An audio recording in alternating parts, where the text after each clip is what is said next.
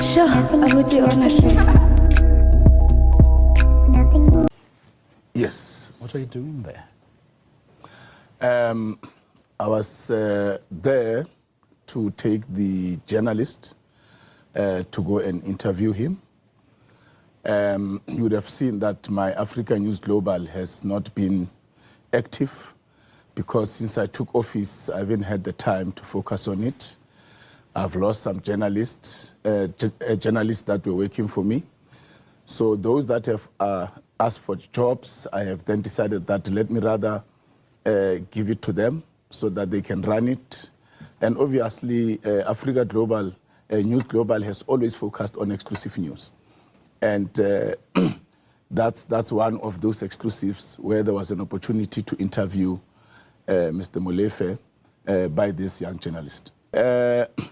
It's not just interesting to me, it's interesting to you too, Bravoyo, and South Africans at large. He's been accused of having masterminded a murder. He's been in the news. We heard that General Mkhwanazi spoke about his arrest, how it was done. So there are interesting things that are surrounding him, and therefore it would have been a great exclusive for the journalist to actually talk to the man. He hasn't spoken to any publication, any newspaper, because primarily mainstream media will always focus on the sensational matters, but journalism is about objectivity and hearing the other side. So the journalist was right to say, let's hear the other side now that the gentleman is on bail. You would have seen this very same platform was at Kgosi Mampuru, where they also wanted to interview Ket Matlala, who is also accused. Exactly. However, but I'm saying that there is that interest to also talk to suspects. It's not a new thing. So it was just a question of, we were there at the time when the police were arriving, because less than 5 minutes of us being there, whilst we were on the driveway, we have not even gone into the house. Then the police arrived. They were kicking the gate. The boy came in, came to us outside there. We were with the person that facilitated the interview. And the police were kicking the gate. Mr. Molefe came out. He said, open the gate. Open for them. They came in. They found us there. Quickly, they asked who the owner of the house was. There was a Casper. There were Vitlas, Combis, police covered with masks, and others in private with no masks. And they asked who is the owner. Mr. Molefe said, it's me. Then they cuffed him, told him that he's under arrest. And then they sought our particulars, and they saw me, and then they called me aside. Brakeni, what are you doing here? No, I'm here for this purpose. That gentleman has facilitated for us to talk to this man on this matter. Do you have any personal relationship with him? No. Do you have his number? No. Here's my phone. Punch his number and check if I have his number. I don't have his number. So how did you get here? The same man that facilitated this meeting sent me a WhatsApp. He sent me the first address at 25 to 11:36 to be precise. And then he sent another one and said, Mtimande, use this one, which was just a question of a road and a street. So, and that's how I got there. And they said, can we see? And I showed them, and they saw that I was sent the address at 11:36, and I was there around 12:15. 5 minutes later, the police pounced in. We have not even started the interview.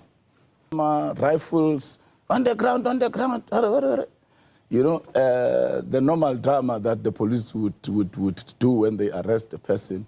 But after that, everything cooled off. Everybody was level-headed. They walked him, chained him by the foot and the hands at the back, and they walked him to the Vitlas. There was calm. In fact, he cooperated. One of the police said, hey, Brakeni, sorry, man. I said, no, there's no need to be sorry. You are doing your job. And they walked with him. He did, no.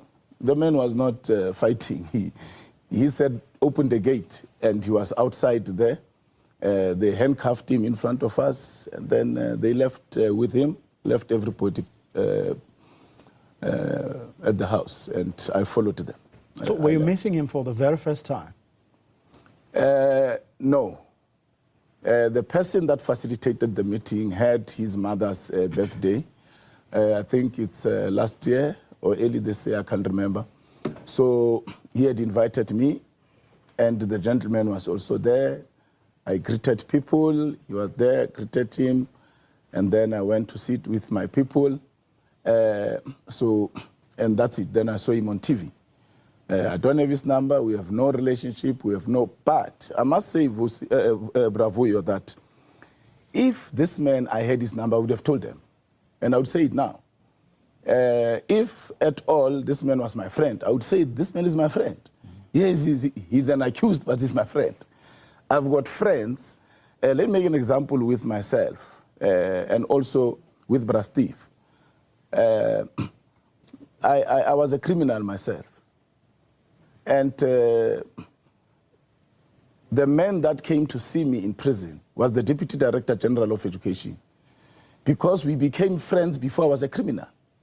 And when I was sentenced, he visited me.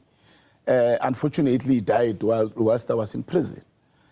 So there's this thing that when you are a politician, you must distance yourself from people.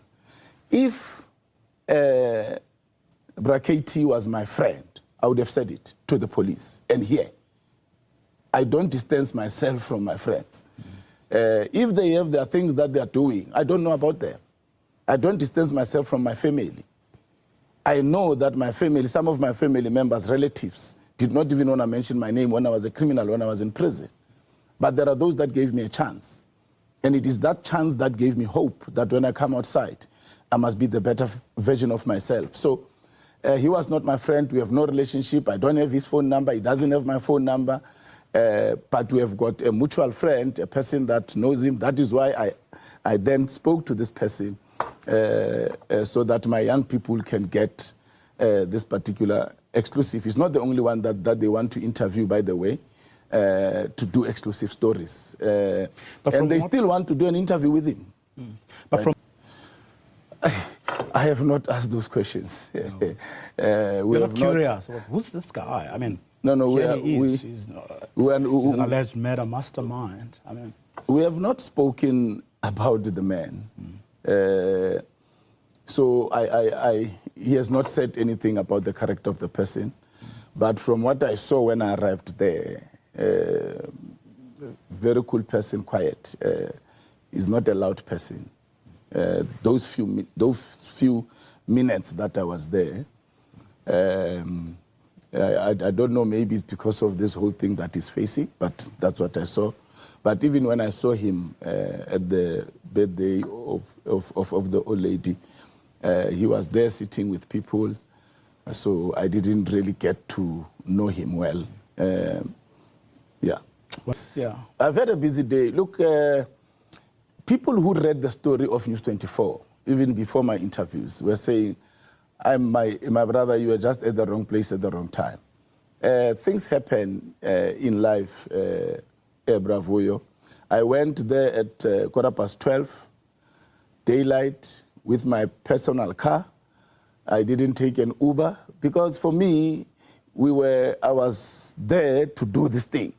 There's nothing sinister about it. Doing that, so it's like we must not associate with people. I must not associate with people. I refuse to do that. I'm a DJ. I'm a businessman. I'm a politician. I still DJ. It's my passion. It's my hobby. It's what I love doing. If I stop it, I become unhappy. And when you DJ, when you have a club, when you have a restaurant, when you go play at places, you meet different people. You don't know what they do. And some of them, you end up clicking. You build a friendship, you start talking on the phone, you hang out together. It's the nature of life for years. But once you become a politician, or when you are a politician, you are then are not supposed to align with certain people because it will imply certain things. And you're not going to do that? I'm the last person to think like that. Because I was called Sushi King, people would move and go sit there. So I was a victim of that. Why should I be that person to other people? I can never be that person. There are serious criminals everywhere. There are criminals in high buildings, high-rise buildings. We hear how PIC has been robbed of billions. And those people, you see them hanging out with everyone. So it's a question of how do you associate with people. I'm a people's person. That's who I am. I got loved. Even Abu Gogo, when I go to address masses, even in the rural areas, Abu Gogo will say, hey, who's in a sushi? So it's people know me in this country, and they know me because I have that personality. So now that I'm a politician, I must now start working like a politician. I must be the position. The reason politicians are forever unhappy is because they become the position. And once you become the position, you end up treating people with disrespect because you believe you're above them. So I'm not going to leave the position. I'm leaving Kunene. I'm Kunene, the politician. I'm Kunene, the DJ. I'm Kunene, the businessman. There is nothing wrong with that. I do my work properly. That's why I'm dressed like this, because I'm from Ward 7. We are working for the whole week there. I spoke to him before I went there. What did he say? I've got a group of young people. I'm handing over the Africa News Global news to them, and we are going to. I'm taking them to do one of them to do an exclusive interview. And what did he say? I'm going to do an exclusive interview. Okay, sharp. I'll see you. I'll call you later. No, we spoke this morning, and obviously he's the president of the party. Would be worried, but. I explained to him last night. I explained to him, and we spoke this morning, and he accepted because he knows what I have and my intentions with Africa News Global. I've told him not yesterday. I told him already a few weeks ago that I'm in the process of doing this. I'll give it to young people, let them run it, so that I'm not involved. They must make all the decisions. I'm happy that News 24, after I answered their questions, they came back and said, we went to CIPC to see if this Africa News Global exists. And we found that it exists and you are the sole director. Do you intend resigning? I said, of course, it's part of this process I'm doing. I'm resigning, and the guys will be the directors of the company. Problem. Yes, it is true that I was at the house of Mr. Molefe. Mm-hmm. And what was the nature of the visit? Are you guys perhaps close friends? No, we are not friends. I think if you look at my online newspaper, it hasn't been that active, and I decided to put together some young people that can then run with it, that are interested in the media space. And to resuscitate it, obviously, and in its own tradition, Africa News Global has always focused on exclusive stories. So they wanted to do an exclusive story, and Mr. Molefe was a person where there was an opportunity to do a story with him. Remember that he has not spoken publicly since his arrest and whilst he was on bail. And so I facilitated with somebody that I know that knows Mr. Molefe. And Mr. Molefe agreed to do the interview, and the meeting was facilitated. Not as editor-in-chief. Mm-hmm. I am handing the platform as the owner to these young people because I don't have time for it with the work that I'm doing in the city. And but these matters are very sensitive. So the person that facilitated said, you have to bring the journalist, which I did. He sent me the address, and we followed that address. In fact, he sent me the first address, and then he said, no, don't use this one, use this one. It was just a question of street or road or something. Mm-hmm. So we used the address, we got there. We drove in. As we're in the driveway, standing, I don't know if it's the son or one of the boys, came running and saying the police are kicking the gate. And Mr. Molefe came out and they said, no, open the gate. So just for clarity, you were yet to enter the premises as well. Is that what you're saying? No, we're inside the premises. So you're inside the premises? In the driveway. Okay, but there's two of you inside now. It's you and the young journalist you've come to introduce to Mr. Molefe. No, it's me, the young journalist, and the person that is coming to introduce us to Mr. Molefe. All right. The person that has facilitated for the interview to happen. So before we could even go in the house or sit wherever we're going, the journalist will do an interview, then the police arrived.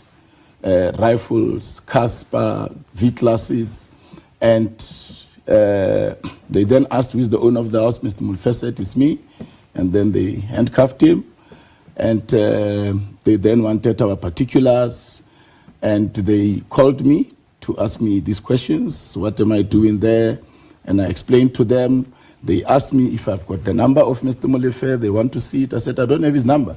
All right. By the way, you can take my phone, punch his number, and see if I have it. How did you get here?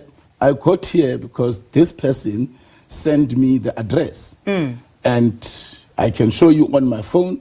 I got the address and I came here. I just arrived. When you guys do your drama, I've not even been offered water. So they then asked for my phone. I opened it, and they saw that the message with the address, with the two addresses, came from the gentleman who said, Mtumande, please use this address. And that's how I got there. It's a question of relationships.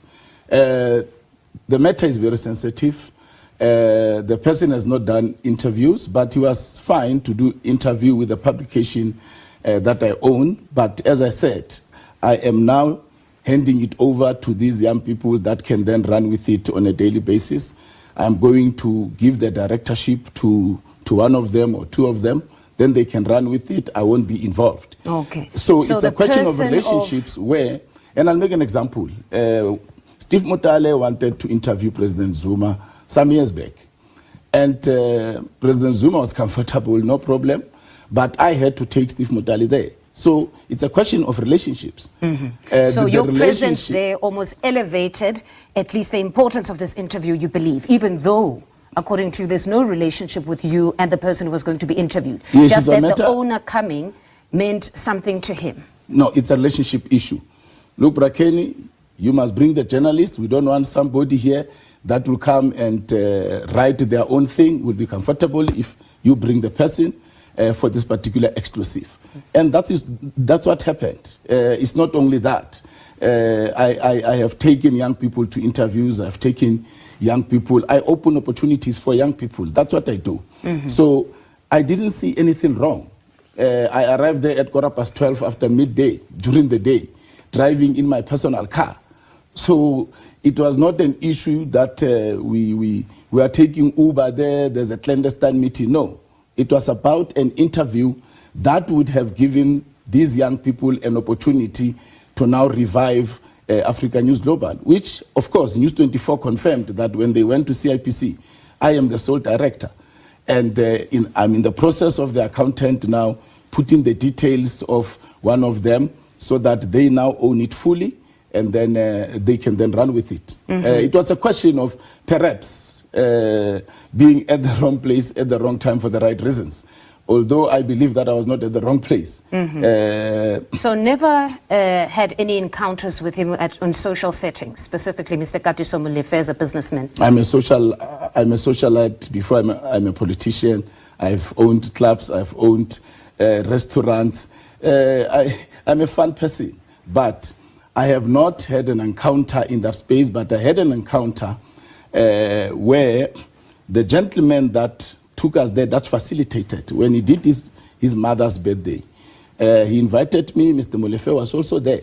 And it was a question of greetings, nothing much. I went to sit in my corner with my people. Okay, so at a birthday setting, you once met Mr. Molefe?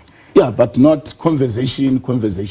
It was just an issue of greetings, and then I sit. By the way, people will tell you, when I arrive at a place, I greet everybody, even if it's not my own thing. because I'm warm like that to people. I was taught to greet. I hope that nobody today says that that specific statement of being a socialite before a politician is misunderstood, but I take it you're saying that at least your introduction to the public was as a socialite, but later on became a politician. As a socialite and a businessman, and later on became a politician. I've got relationships with many people, be it politicians, be it business people, whatever. So it's an issue of I don't know if the police were surveilling or what, but I don't understand, because it was during the day.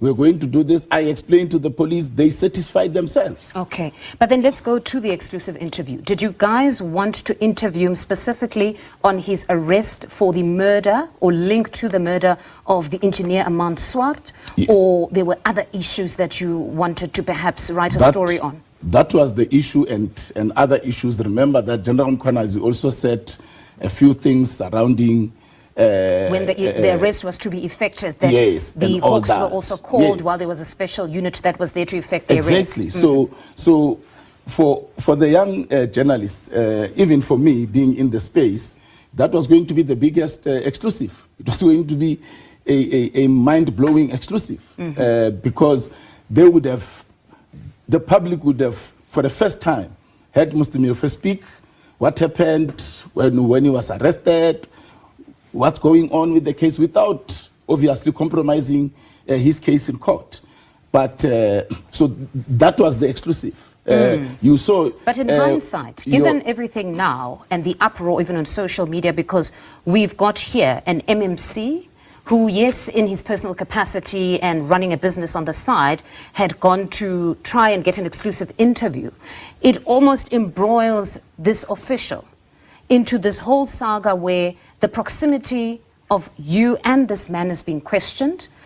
Is there perhaps in hindsight a bit of regret, perhaps to say maybe earlier on you should have decided to rather quickly allow the business aspect to run itself so that you don't find yourself in such situations, because now clarity is sought as to the extent of this relationship? But I'm handing the business over to young people, and I must hold their hand. I'm the sole director, so I must hold their hand. So there's no regrets, really, because I didn't go there for anything wrong.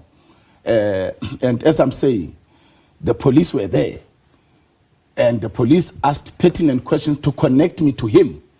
The first one was, do you have his number on your phone? I said, I don't have it. I said to them, take my phone and punch his number. They said, no, we believe you. Then how did you get here? I showed them proof of how I got there. The police were fine.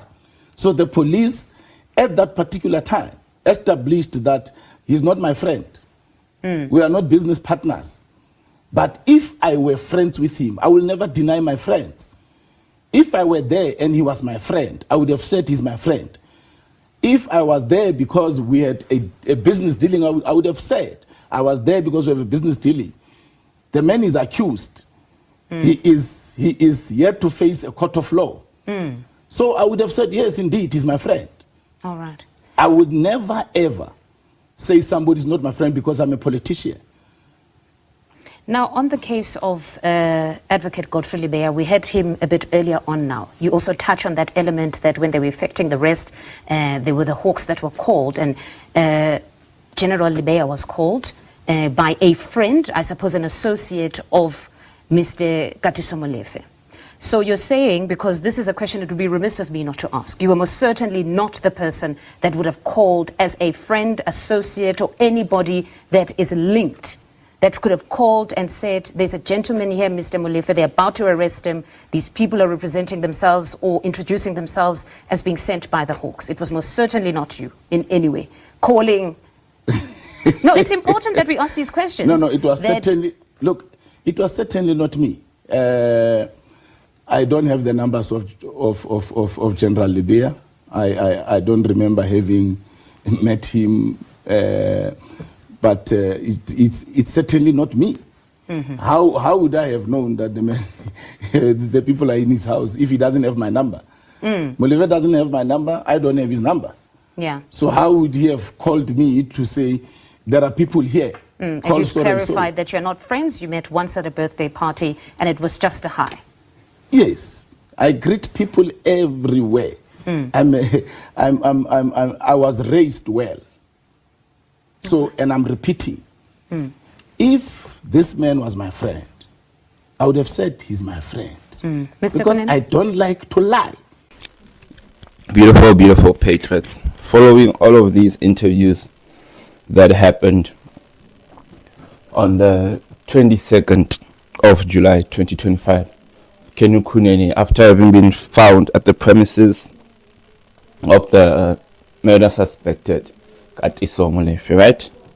So we've seen a whole frenzy where opportunistic parties like the Democratic Alliance have came up to use this opportunity, obviously, to score cheap political points. But also, because it's the game of politics, it is understandable.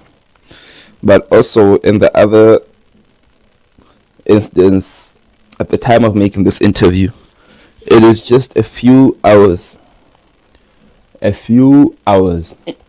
about 9 hours after Kunene has been put on leave, right, or suspension, suspended from doing all party or organizational work pending the investigation, just so that he could be properly cleared of all of these allegations that would say are kind of embarrassing to us patriots at the moment, because we should not be a party involved in any or being mentioned in stuff like these.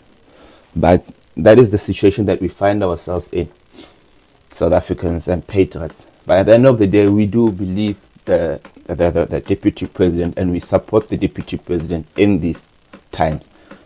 And like the president says, that he believes him, he knows the character of the man, and based on that, and also being fair, nobody is a VIP in the PA. So it's going to be subjected to what any one of us would have been subjected to, should we have been mentioned as well in such related sagas, right? And we welcome that, as painful as it is, having seen the president being so pained when he made this announcement saying that he's putting Kunene on suspension pending the investigation, and will be putting together some lawyers, sort of like a mini inquiry, just based on Kunene, for the goodness or the purpose of the party, right? And transparency, which is something that is very different from many other parties that talk a lot, but you see them with a JP doing nothing. And because we don't like trying to score or win cheap political points or these kind of games, the president has decided that, okay, this is the way forward for my organization, and this is how we're going to just have to accept it and wait to see the outcomes coming out of this mini inquiry, where we hope the deputy president will be cleared of all these allegations which are not helpful or do not even suit him. Many people do not even believe in saying that this is very, very suspicious, right? Yeah, it is suspicious. We have to be honest. But also we have to believe one of our own up until he is then being proven otherwise. Many people are saying they only believe right now. Because even people like General Libya were mentioned and had to come out answering for themselves yesterday. So a lot is going to be happening and unfolding. And we stand with the deputy president of the Patriotic Alliance. Support him through this all.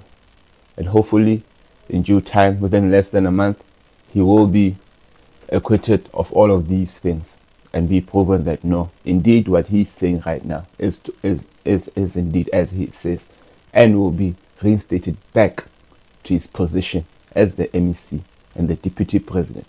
And it's also unfortunate because this weekend we were hoping to meet him at the Freddie Mayor Hall in Valkop, in Machabeng municipality. But it is what it is. And we take it as it is, and we continue to support our Deputy President. Please do like, share, subscribe, because I will be bringing you more follow-ups on this very serious matter that we have to follow up as patriots, as people who love South Africa and we love our party. And I thank you. Nothing. Sure, I would do honestly.